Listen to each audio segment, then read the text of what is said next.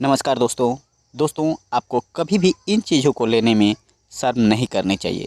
यदि आप शर्म करते हैं तो आप कभी भी सफलता आपके हाथ नहीं लगती। तो दोस्तों आइए जानते हैं कि आचार्य चाणक्य के अनुसार पुरुषों को किन चीज़ों को करने में या फिर स्त्रियों को कौन सी बातें करने में, कौन सी चीज़ें करने में कभी भी शर्म नहीं करना चाहिए। नंबर 1, प्यार।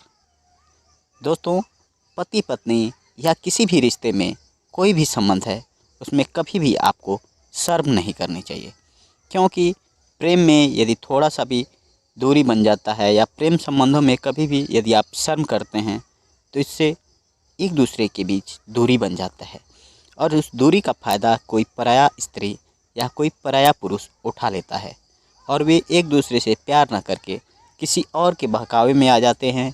इसलिए पति पत्नी को कभी भी एक दूसरे की खुशियाँ एक दूसरे में ही ढूंढनी चाहिए, ना कि किसी अन्य पुरुषों में या किसी अन्य स्त्रियों में ढूंढना चाहिए।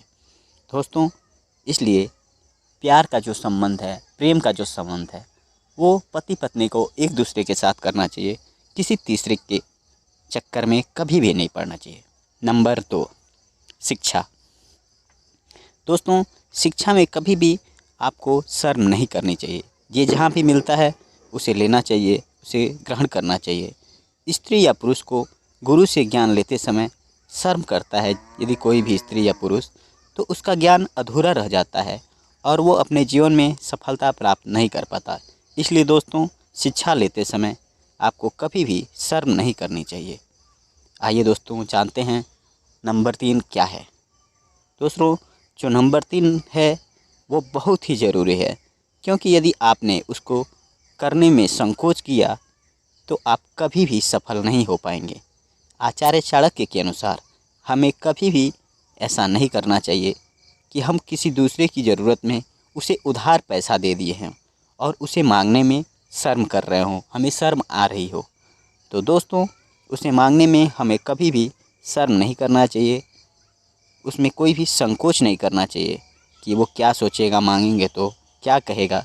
इसलिए हमें कभी भी उधार का पैसा मांगते समय संकोच थोड़ा सा भी नहीं करना चाहिए।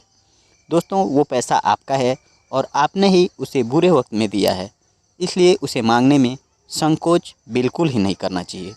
और यदि आप संकोच करते हैं तो इसका सीधा सा मतलब है कि आप अपनी बर्बादी के रास्ते पे चल पड़े हैं। क्योंकि यदि कोई व्यापारी कोई सामान आपको उधार देता है और वो पैसा नहीं लेता, तो फिर दूसरे दिन उधार देता है, फिर आपसे पैसा नहीं लेता, तो तीसरे दिन से क्या होता है कि आप उसके ना दुकान पे जाते हैं, ना व्यापारी वो आपसे पैसा ले पाता है और इस तरह से उसका व्यापार चौपट हो जाता है। ठीक उसी प्रकार से दोस्तों यदि किसी को उधार दिया गया है तो उसे आप मांगिए, वो आपका हक। दोस्तों आज के इस वीडियो में बस इतना ही।